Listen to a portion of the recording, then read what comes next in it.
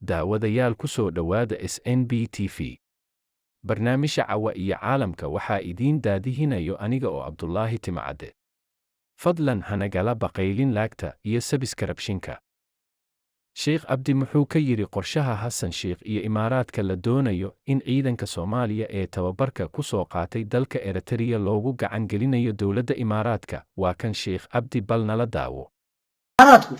ma ku ogol yahay Xasan Sheikhow liiska askartooda xataa inay akhridin magacooda bas ina akhridin ku ogol yahay. Muxuu askartaada u maamulayaa adigana askartooda xataa magacyadooda aan lagu ogolayn inay aragti iska daa inaan maamushid dhaatadooda ma noo dhiibi karaan 2 maalmood inaan hayno inta askari ay leeyihiin ma noo sheegi karaan meelahay kala degan yihiin kaliya ma noo sheegi karaan see mutual interest iyo mutual respect waxa la yiraahdo oo dawladnimada caalamka ku dhisan tahay iyo diplomatic relationship-ku ma fahamsanid miyaa wax ku akhriya ma weydi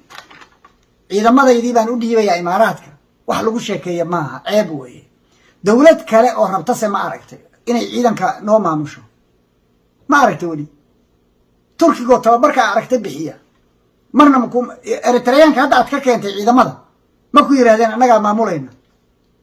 5 sanadood bay hayeen oo tababarayeen oo cilmi hub soo siiyeen oo qalab soo siiyeen ma ku yiraahdeen anaga ceeb weeye dawladdaani ma xishooto Imaaraadka la yiraahdo meelaha ay ciidamada ka samaysay hoog iyo baaba ka dhacay Liibiya iyo Yemen bay ciidamada ka samaysay iyagana waa la yaqaan wax ka dhacay meelaha ay influence ku noqotayna wadamada muslimka oo dhan dawladda burburisay way adiga marka dawladdaadu ma naagtaas jirkeeda iibsato cid waliba isaga tagaysaa waa waxba diidin duqsi ku dhacmiya dawlad maaha waxaas dawladnimada maaha ee ka xishood ummadda Soomaaliyeed waxa tiri halay taageero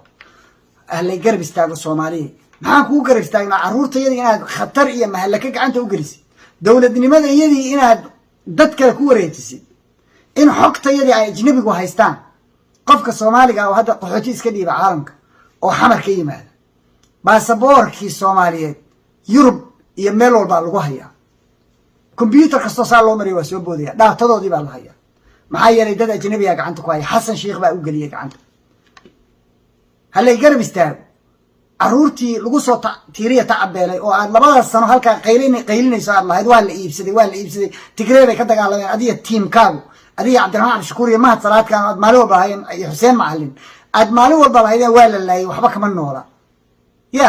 waa la iibsaday baa markii la keenay iibsanaysa adigu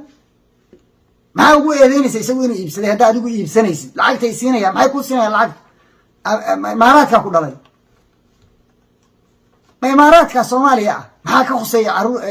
wiilasha yararka oo ciidamada lacagtooda iyo dhaatadooda maxaa ka khuseeya iyo taladooda iyo hogaankooda maxaa ka khuseeya kuwa tababarka ku maqan maxaad u burburinaysaa dalka Soomaaliya Xasan Sheikh oo sida isu dhahan ummadda way ka yaaban tahay waxaad leedahay musuqa hala daay adaa bilaabaya meel walba wiila dhashay iyo xaaskaagii iyo gabar family-gaagi baa ordaya meel kasta oo shilin yaalo idinka ordaya qoyskaagii baa ordaya qaadka la iska daayo adaa keenaya halay taageero cid baan maaragtay Soomaaliya halay taageero waxa la diraya al-shabaab askartii lagu keenay oo lagu soo tababaro diyaarka ku ay baabi'inaysa maxaa lagu taageeraa Xasano noo sheeg waxaan kugu taageerno waa ku taageeraynaa